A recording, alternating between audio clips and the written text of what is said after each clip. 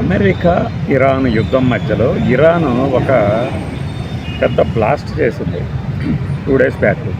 అదేంటి అంటే F-35 American stealth destroyer F-35ని తమ ఎయిర్ డిఫెన్స్ సిస్టమ్స్తో కూల్చేసినట్టు ప్రకటించడమే కాదు, ఏం చేసిందంటే అమెరికా దాని మీద రియాక్ట్ అయిపోయే లోపే, అంటే లేదు కూల్చిందని కానీ కూల్చలేదని కానీ చెప్పే లోపే ఆ వీడియో కూడా రిలీజ్ చేసింది. ఈ వీడియో రిలీజ్ చేయడం ద్వారా ఏం చేసిందంటే ఇరాన్ ఇప్పటిదాకా ప్రపంచ దేశాలన్నీ మీదుమిక్కిలి అమెరికానే స్వయం ప్రకటిత అద్భుతమైన అస్త్రంగా చెప్పుకునే తమ stealth destroyer 5th generation stealth destroyer America F-35. ఇది ప్రళయ బీభత్సం, ఇది అసలు రాడార్లకు కూడా కనిపించదు, అందదు అని చెప్పుకుంటున్నదంతా కూడా వాస్తవం. తమ దగ్గరున్న అతి కొద్దిపాటి పాఠవంతోనే కూల్ చేయగలిగామని చెప్పడం ద్వారా ఏం చేసిందంటే this is the first time in American F-35 history we successfully break the F-35 అని చెప్పగలిగింది. అంటే ప్రపంచంలోనే మొట్టమొదటిసారిగా F-35ని కూల్చిన చరిత్ర మాదే అని ఇరాన్ క్లెయిమ్ చేసుకుంది. ఇది నిజమా అని ప్రపంచ దేశాలు ఆశ్చర్యపోయే లోపే. ఎందుకు అంటే దీనికి ఒక చరిత్ర ఉంది. F-35 ప్రోగ్రాం మొత్తం $2 ట్రిలియన్ ప్రోగ్రామ్ అన్నమాట. ఎక్స్పెన్సివ్ అంటే 3 మోడల్స్లో F-35 తయారు చేస్తే అమెరికా బోయింగ్ అని ఆ రక్షణ శాఖ కోసం, అందులో చాలా ఎక్స్పెన్సివ్ ఫ్లైట్గా దీన్ని చెప్తారు. దీన్ని 1 గంట ఆపరేట్ చేస్తేనే అయ్యే ఖర్చు $45,000 చెప్తూ ఉంటారు. మొత్తంగా దీని ఖర్చు ఒక జెట్ ఫైటర్ ఖర్చు $800 మిలియన్ నుంచి $1,000 మిలియన్ వరకు మనకు కనపడతా ఉంటుంది బయట. అంటే మ్యాక్సిమం ఇది ఒక 800 కోట్ల రూపాయలుగా చెప్తారు ఒక ఫ్లైట్ ఖరీదు. అలాంటిది దీన్ని ఇరాన్కి సంబంధించి చాలా చీప్ డ్రోన్లు ఈ మధ్య ఈ యుద్ధం ప్రారంభమైన తర్వాత చాలా చీప్ డ్రోన్లు అమెరికా వ్యవస్థని కూల్చేస్తున్నాయి, లేదా అమెరికా తాలూకు ఎయిర్ పేట్రియాటిక్ డిఫెన్స్ సిస్టమ్స్ని వినియోగించేటట్టు అంటే ఖర్చు అయ్యేటట్టు చేస్తున్నాయి అనేది మొదటి నుంచి చెప్తున్నారు. ఈ కోణంలో అమెరికా మీద ఇది చాలా పెద్ద దెబ్బగా భావించాలి. ఎందుకంటే అమెరికా 15 దేశాలకి ఈ F-35ని అమ్మేసింది. ఆ దేశాలు కూడా అసలు F-35 మా దగ్గర ఉంటే చాలు, స్టెల్త్ డిస్ట్రాయర్, దీని రేంజ్ ఒక 2000 కిలోమీటర్లు ఇట్లా ఉంటుంది, మామూలుగా వెళ్తుంది. ఎక్కడైనా పేలుడు పదార్థాలు వేసిందంటే 700 కేజీలు 800 కేజీలు దాకా వేస్తుంది. ఇలాంటి ఒక జెట్ ఫైటర్ మా దగ్గర ఉండటం మాకు చాలా సేఫ్టీ కన్సర్న్. అంటే మా అమ్ముల పొదిలో ఇలాంటిది ఒకటి ఉండటం మా ఆర్మీకి చాలా బలం చేకూర్చే అంశం కింద భావిస్తూ ఉంటుంది. ప్రపంచ వాణిజ్యంలో, డిఫెన్స్ బిజినెస్లో, డిఫెన్స్ ట్రేడ్లో అమెరికా F-35 అనేది నెంబర్ 1గా చెప్పుకుంటుంటారు. అలాంటి దాన్ని ఇరాన్ ఇంత చీప్గా కూల్ చేసిందంటే మరి ఆ బిజినెస్ అంతా దెబ్బతింటుంది కదా. మీరేమో మా ఆయుధాలని ఎవరు పసిగట్టలేరు, ఒక రాడార్ వ్యవస్థ కూడా మమ్మల్ని బ్రేక్ చేయలేదు, అంటే రాడార్లో కూడా కనిపించదు, ఇది విజిబుల్ కాదు అని చెప్పారు. ఇప్పుడు చూస్తే ఇరాన్ ఏమో ఇంత తేలిగ్గా కూల్ చేసింది ఎలా అని చెప్పేసి. మరి ఇరాన్ అసలు ఎలా కూల్ చేసింది ఇది? అమెరికా తాలూకు F-35ని ఇరాన్ని ఎలా కూల్ చేసింది? మరి రాడార్లో కనపడలేదు, మరి ఏం చేసి ఉండొచ్చు? మైట్ బి ఒక ఎక్స్పర్ట్ ఏం చెప్పారంటే ఇరాన్ దగ్గర ఉన్నటువంటి 358 మిసైల్ అది వాడి ఉండొచ్చు, అది అయితేనే దీన్ని ఢీకొట్టగలదు అని. బట్ ఇరాన్ దగ్గర ఉన్న 358 ఉరఫ్ SA-67 అనే మిసైల్ ఏం చేస్తుందంటే స్లో మూవింగ్ ఆబ్జెక్ట్స్ని, అంటే స్లోగా కదిలే ఆబ్జెక్ట్స్ని మాత్రమే ఢీకొడుతుంది అంటారు. మరి F-35 ఏమో స్లోగా మూవ్ అయ్యేది కాదు, చాలా ఫాస్ట్గా మూవ్ అవుతుంది, మ్యాక్స్ స్పీడ్ కదా ఇది. అట్లా అంటప్పుడు ఎలా కొట్టి ఉండొచ్చు? ఏమి టెక్నాలజీ వాడి ఉండొచ్చు అంటే ఇన్ఫ్రారెడ్ టెక్నాలజీస్, అంటే థర్మల్ ఇమేజెస్. అంతకుముందు కూడా మనం మాట్లాడుకున్నాం. మామూలుగా రాడార్లకు దొరకదు, కానీ ఒక F-35 అనేది విడుదల చేసే ఉష్ణం, అంటే వాతావరణంలోకి విడుదల చేసే రేడియేషన్ కానీ ఆ టెంపరేచర్ని కానీ పట్టుకొని టార్గెట్ చేసి ఉండొచ్చు అని. అలా చేయాలంటే ఇన్ఫ్రారెడ్ సెన్సర్లు ఉండాలి. అలా ఇన్ఫ్రారెడ్ సెన్సర్లు అమర్చబడినటువంటి కొన్ని ఆయుధ వ్యవస్థలను ఇరాన్ వాడి ఉండొచ్చు అని.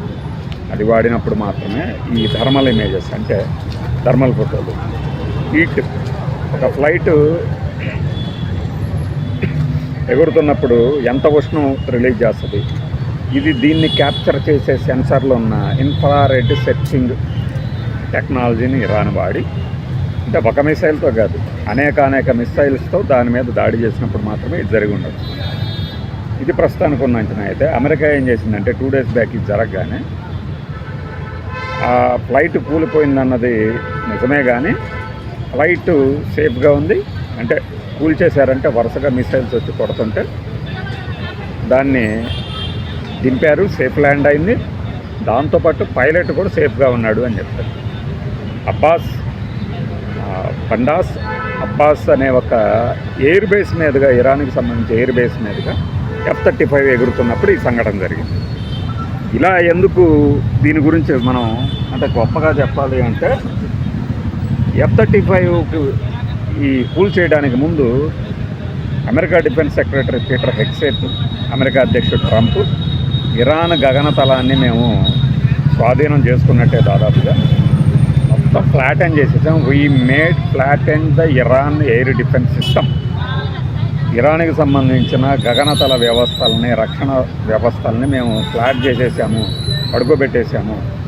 అసలు even they cannot even aim at, అంటే కనీసం మా వైపు ఎయిమ్ కూడా చేసేంత సామర్థ్యం లేదు అని ఇద్దరు ఘనంగా ప్రకటించినటువంటి కొన్ని గంటల వ్యవధిలోనే ఇది జరిగింది. అంటే ఇదంత బూటకమో అర్థం చేసుకుంది ఈ 2 దేశాల ప్రకటనలు. ఎవరైనా ఇజ్రాయెల్, అమెరికా, ఇరాన్ ఎవరు ప్రగల్భాలు పలికినా 2వ క్షణము లేదంటే 2వ గంటలోనే అవన్నీ తుత్తునీళ్ళు అయిపోతున్నాయి. ఇప్పుడు నైని అని చెప్పేసి ఒక ఇరాను ఇస్లామిక్ రెవల్యూషనరీ గార్డ్స్ కార్ప్స్కి సంబంధించిన జనరల్, అసలు మేము ఆశ్చర్యకర విషయాలు చూస్తారు, అమెరికాకి ఇజ్రాయెల్కి సినిమా చూపిస్తామని ప్రకటించిన కొన్ని గంటల్లోనే ఇజ్రాయెల్ ఒక దాడి చేస్తే ఆయన నైని అని ఆయన కూడా చనిపోయారు. అంటే ఇంత ఇదిగా మాటల యుద్ధంతో పాటు మాటలు మాట్లాడిన కొన్ని గంటల్లోనే ఆ మాట్లాడిన వాళ్ళు ఖతమవుతున్నారు, లేకపోతే ఆ ఫ్లైట్ పడిపోతుంది. మరి ఇరాన్ ఇంత తేలిగ్గా అమెరికాకి సంబంధించిన F-35 కూల్చిందంటే ఇరాన్ వ్యాపారానికి దెబ్బ. ఇది ఒక్కటే కాదు, మనము ఇంకా F-16, F-15 పాకిస్తాన్ వాడుతుంది అమెరికాకి సంబంధించిన ఫ్లైట్లు. వీటిల్ని అభినందన్ విక్రమన్ ఉన్నాడు కదా మన హీరో, ఇది సర్జికల్ స్ట్రైక్ సందర్భంగా మన ఇండియన్ ఎయిర్ ఫోర్స్ తాలూకు యుద్ధ విమానంలో దాన్ని వెంటబడి దాన్ని బ్రేక్ చేసి కూల్ చేయడం కూడా జరిగింది. ఆ క్రమంలోనే ఆయన బోర్డర్ దాటి అక్కడ పాకిస్తాన్లో పడిపోయాడు. అప్పుడే మేము ఒక ప్యాకేజ్ రాసాం, అమెరికా ఒప్పుకోవట్లేదు, ఇది మాది కాదు అంటే. ఎందుకు ఒప్పుకోదు అంటే దాని పరుగు పోతుంది కదా. ఇంత తేలిగ్గా ఇండియన్ ఎయిర్ ఫోర్స్ విమానాలు దాన్ని వెంబడించడమే కాదు, టార్గెట్ చేయడమే కాదు, బ్లాస్ట్ కూడా చేసినాయా. ఆ శకలాలు పడ్డాయి. ఆ శకలాల్లోనూ అది F-35 అది F-15 అని తేలింది. ఆ దెబ్బతో పాకిస్తాను ఒప్పుకోవాల్సి వచ్చింది.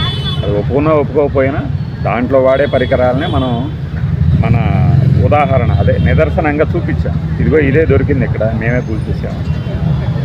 సేమ్ ఇప్పుడు అమెరికాకు సంబంధించిన ఇది ఎంత పెద్ద బిజినెస్ అంటే లక్షల కోట్ల డాలర్ల బిజినెస్ F-35 అమ్మకాలని. అలాంటిది ఇరాన్ను దెబ్బ ఒకవైపేమో యుద్ధాన్ని వీలైనంత కొనసాగిస్తూ చేస్తుంది నష్టం, ఇంకొక వైపేమో రాబోయే రోజుల్లో ఆ డీల్స్ ఎవరైతే అమెరికాకి సంబంధించి F-35 కొనాలనుకుంటారో వాళ్ళలో ఒక ఆలోచన బయలుదేరుతుంది. వీళ్ళు చెప్పే కబుర్లన్నీ నిజమా కాదా, అసలు రాడార్లో దొరకకపోతే ఇరాన్ ఎలా కొట్టింది అని ఒక అనుమానం బయలుదేరుతుంది. సో అలా ఇరాన్ అనేది అమెరికాని సావు దెబ్బతీస్తుంది. ట్రేడ్ పరంగా విజేతగా నిలవదు అనేది ఘంటాపదంగా చెప్పగలం. ఎందుకంటే ఆ దేశం సర్వనాశనం అయిపోతుంది. $200 బిలియన్ బడ్జెట్ని అమెరికా అధ్యక్షుడు పెంటగన్ ద్వారా, సెంట్కామ్ ద్వారా అమెరికన్ కాంగ్రెస్ దగ్గర పెట్టారు. నాకు ఇంత కావాలి ఇంకా బడ్జెట్ యుద్ధం కోసం అని. ఆ $200 బిలియన్ బడ్జెట్ ఎంతయ్యా అంటే more than half of the Iran GDP. Iran జీడిపిలో సగం కంటే ఎక్కువ. ఇరాన్ జీడిపి 2025లో $356 బిలియన్. $356 billion Iran GDP. అంటే ఒక దేశాన్ని నాశనం చేయడానికి ట్రంప్ ఆ దేశంలో సగం కన్నా ఎక్కువ జీడిపిని ఖర్చు పెట్టి మరీ ఆ దేశాన్ని నాశనం చేయబోతుంది, ధ్వంసం చేస్తుంది. ఇరాన్ కూడా తాను కాలిపోతూ మిగిలిన దేశాలను కూడా తగలబెడుతుంది. ఖతార్ కానీ ఈ రోజున ఆయన రంజాన్ సందర్భంగా ఈద్ ముబారక్ అని మిగిలిన ముస్లిం కంట్రీస్కి పంపించారు సందేశాలు, బాగానే ఉంది ఇరాన్ అధ్యక్షుడు. బట్ వారి వ్యాపారాలను దెబ్బతీసి, వారి గ్యాస్ స్టేషన్ని, ఆయిల్ స్టేషన్ని దెబ్బతీసి శుభాకాంక్షలు పంపిస్తే కలిసి రమ్మంటే ఎలా కలిసి వస్తారు? పైగా ఇదేమి మత యుద్ధాలు కాదు కదా, ఆయా రోజులు కాదు కదా, ఇది అందయోగాలు కాదు, ఈ యుగం అభివృద్ధి చెందే యుగం. సో ఈ పరంగా ఏంటంటే ఇరాను తాను కాలిపోతూ మిగిలిన దేశాలను కూడా కంకణాకిచ్చే పనిలో పడిందని ఖచ్చితంగా చెప్పగలం. మన గ్యాస్ మంటలు ఇవన్నీ అవే కదా.